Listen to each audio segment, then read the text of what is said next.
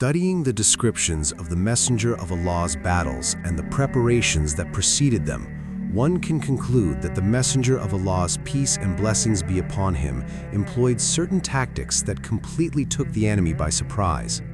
At the Battle of Badr, he lined up his warriors in rows, as if for prayer. He also commanded, giving military instructions that played a significant role in dealing a powerful blow to the enemy and weakening their resolve. First, the Messenger of Allah's peace and blessings be upon him ordered the archers not to fire until the enemy approached, because from a short distance it was easier to hit the target and fewer arrows would be wasted. The Messenger of Allah's peace and blessings be upon him said, "When they approach, rain down a hail of arrows upon them." Second, the Messenger of Allah's peace and blessings be upon him forbade drawing swords until the two armies had met and their ranks had blended. The Messenger of Allah's peace and blessings be upon him said, "Do not draw your swords until they reach you." Thirdly, the Messenger of Allah's peace and blessings be upon him commanded the Muslims to conserve their arrows, lest they run out prematurely.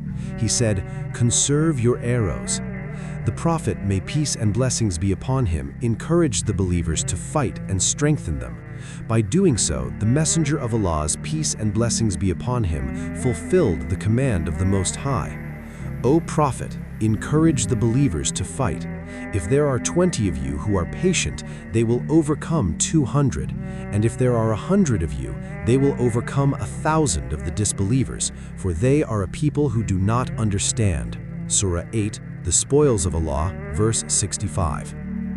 The Messenger of Allah's peace and blessings be upon him said, raising the morale of the believers just before the battle, "Go to paradise, the width of which is the width of the heavens and the earth."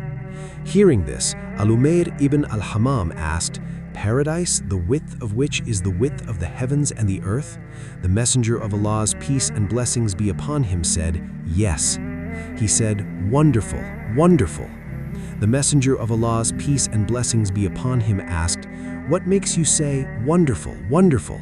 He replied, "By Allah, O Messenger of Allah, only that I hope to be one of the people of paradise." The Messenger of Allah's peace and blessings be upon him said, "Indeed, you are one of them." Then he took dates from his quiver and began to eat them, then said, "Indeed, if I live long enough to eat all these dates, it will be too long a life." And he threw away his dates and then rushed into battle and fought until he was killed. Anas's version says that he threw away his dates and rushed into battle, saying, "Run, run to Allah with no provisions except piety and good deeds performed for the day of resurrection and patience for the sake of Allah in battle. Every provision is exhausted without a doubt except piety and good deeds." The Messenger of Allah also showed his companions the places where the leaders of the Quraysh would be killed. He named them by name. This reassured the believers and gave them courage and self-confidence. It is also worth recalling that the Messenger of Allah informed his companions of the good news of victory even before the battle began. He said to Abu Bakr, "Rejoice." The Messenger of Allah conveyed to his companions the promise of the Almighty. "By the one in whose hand is the soul of Muhammad, every person who fights them today and is killed today, showing patience and hoping for reward from the Almighty, and who advances and does not retreat, Allah will surely admit him to paradise."